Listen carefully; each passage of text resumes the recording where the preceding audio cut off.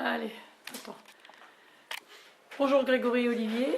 Par rapport à la séance sur ce groupe de jeunes de sélectionnés de l'Oise, vous avez fait le choix de travailler le rôle du gardien de but et le jeu du gardien de but sur le plan perceptif et décisionnel.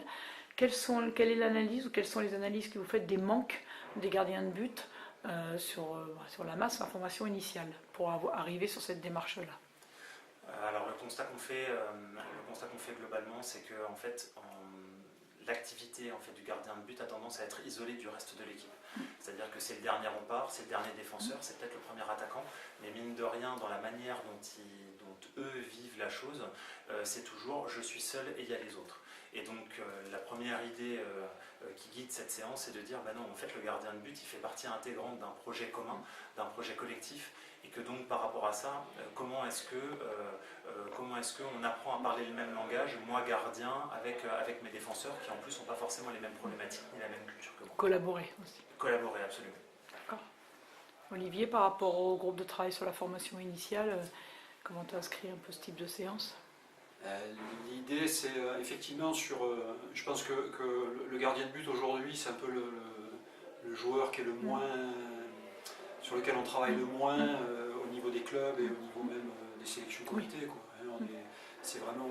Alors, pour quelle raison? Je pense que globalement, les entraîneurs sont peu équipés, entre guillemets, en termes de connaissances par rapport à la spécificité de ce poste-là. Ils sont souvent seuls aussi. Voilà, souvent seuls. Donc comment on prend en compte effectivement l'activité du gardien de but dans une séance, comment on l'intègre effectivement dans la séance. Alors ça n'a pas été l'objet de notre séance là, puisqu'on était spécifiquement centré sur l'activité du gardien de but.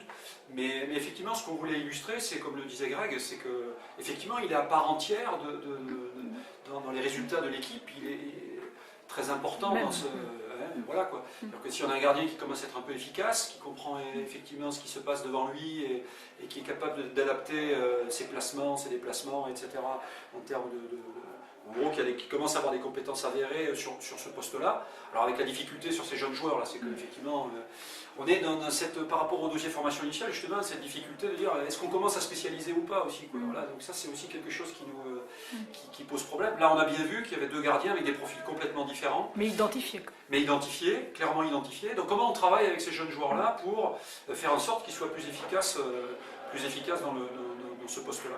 Et je crois que c'est un des enjeux, et aujourd'hui les jeunes entraîneurs, alors quand je dis jeunes, c'est pas forcément par l'âge, mais les entraîneurs sont peu dotés ou ne savent pas trop comment s'y prendre avec ce poste-là. Plus par méconnaissance que par... C'est pas, je pense, de la mauvaise volonté, mais c'est... Travailler plus à la limite sur la motricité. Voilà, donc alors on va sur ce qu'on connaît bien, on va sur ce sur quoi on est à l'aise, on fait de la motricité, Or, l'activité de duel du gardien avec le tireur est aujourd'hui extrêmement importante, on voit très bien sur le très haut niveau comment ça se passe.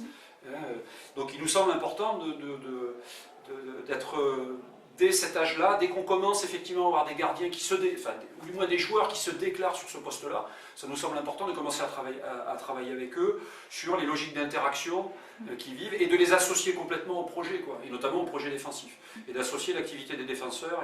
Alors là, on s'en sert d'autant plus que ça nous semble intéressant du point de vue de l'activité de lecture, puisque dans notre stratégie de séance, contraindre le tireur, ça permet de réduire les incertitudes, etc. C'est ce qu'on a essayé de développer, ce que Greg a essayé de développer dans la séance pour effectivement que le gardien de but soit plus en réussite aussi.